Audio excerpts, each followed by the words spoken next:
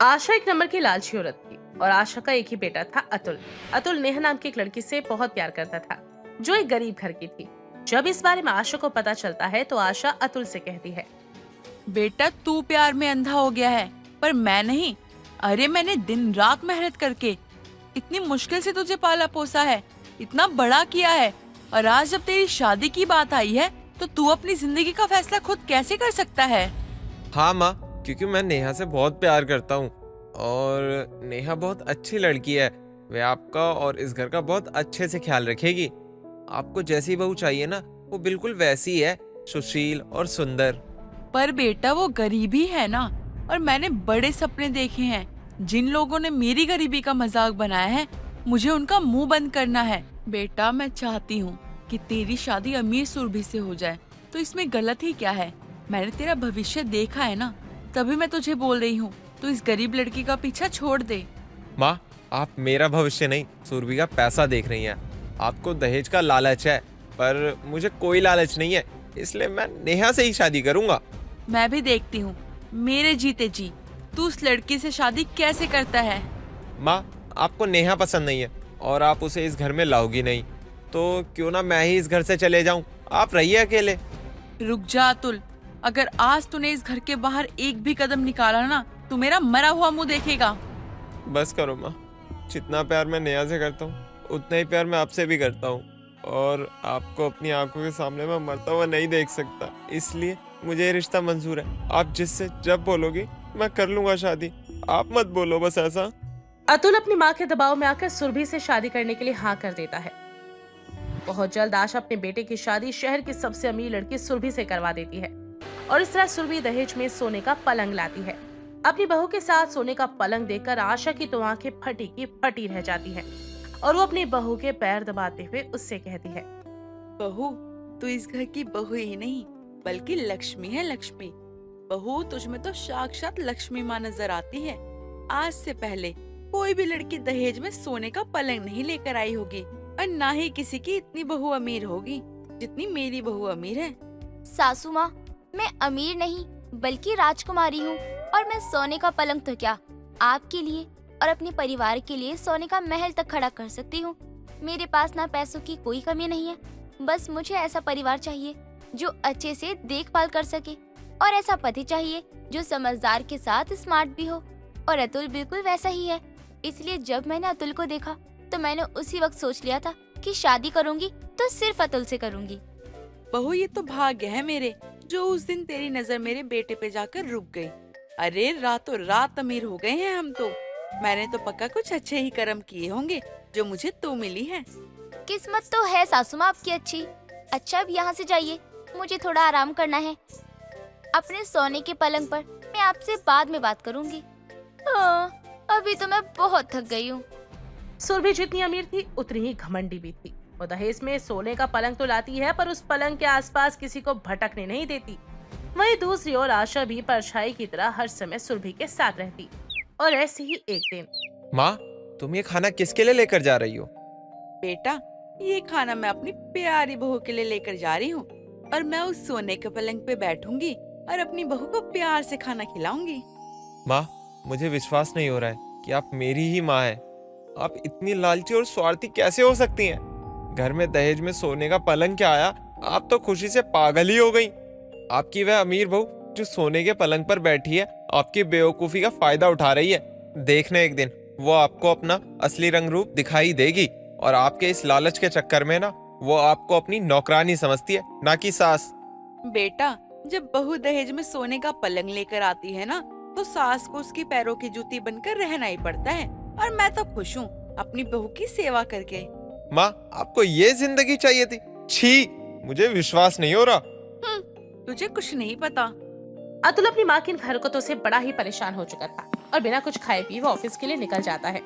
समय यूं ही गुजरता है। गुजरते समय के साथ सुरभि अपनी सास की बहुत इंसल्ट करने लगी थी और वो अतुल को भी अपने पैर की जूती समझने लगी थी।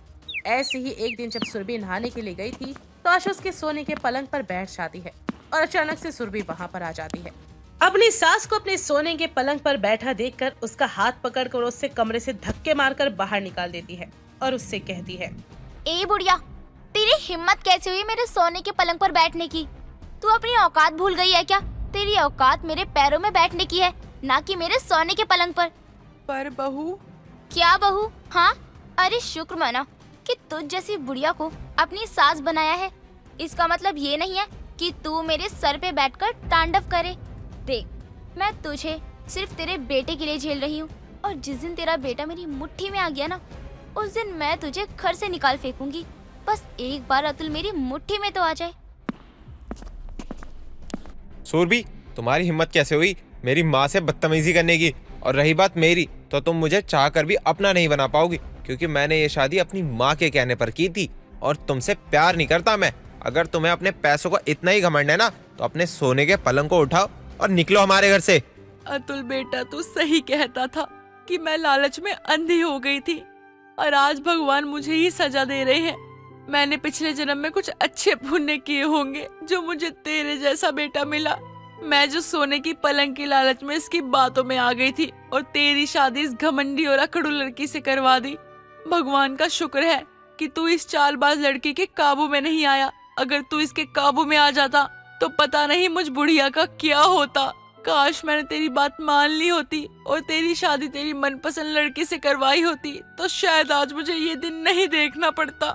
माँ, गलती हर इंसान से होती है, पर गलती होने के बाद भी जब इंसान को अपनी गलती का एहसास ना हो ना, वो अपनी गलती को सुधारे ना, तो वो बड़ी गलती होती है। तू सही कह रहा है अतुल, अब समय आ गया है, मुझे अपनी गलती सुधारनी होगी। इसलिए जितने प्यार से मैं अमीर बहू को इस घर में लेकर आई थी, उतने ही प्यार से मैं अपनी बहू को इस घर में लेकर आऊंगी। सूरभि, बस अब बहुत हुआ, बहुत सेवा कर ली मैंने तेरी, बहुत इस्तेमाल कर लिया तूने मेरा। अब मुझे माफ कर दे, मुझे मेरे घर में अब मेरी औकात से बाहर बहू नहीं चाहिए। माफ करना माँ जी, पर इतना आसान नहीं है मुझसे पीछा छुड़ाना। तुम माँ बेटे को क्या लगता है तुम दोनों मुझे घर से निकाल दोगे और मैं चुपचाप यहाँ से चली भी जाऊंगी? नहीं नहीं, मैं यहाँ से कहीं जाने वाली नहीं हूँ, क्योंकि अतुल से शादी हुई है मेरी, और मैं इस घर की बहू हूँ। जाना तो तुम्हें यहाँ से पड़ेगा सूरभि, क्योंकि अब हमारा रिश्ता खत्म हो चुका है। मैं जानता था तुम अपनी औकात एक दिन मेरी माँ को दिखाई दोगी, उस दिन मेरी माँ को अकल आ जाएगी। इसलिए काम के बहाने मैंने तुमसे हमारे तलाक के पेपर पर साइन करवा लिए थे पहले ही।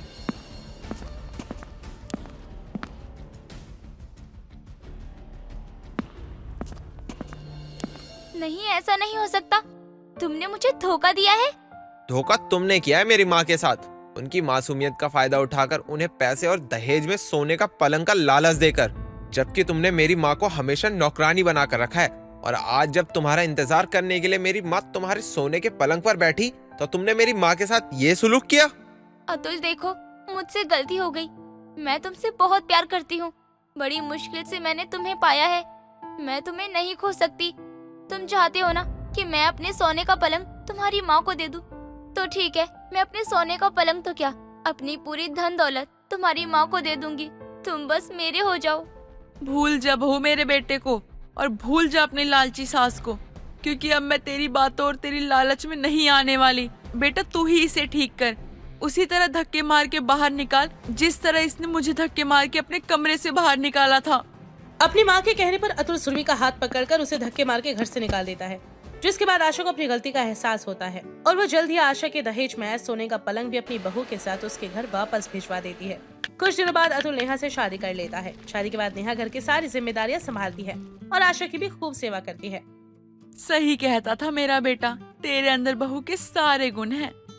माँ जी, ये तो मेरी माँ के संस्कार हैं और आपका नजरिया है। सही कहा बेटा तूने, तेरे माँ बाप ने तुझे बहुत अच्छे संस्कार दिए हैं।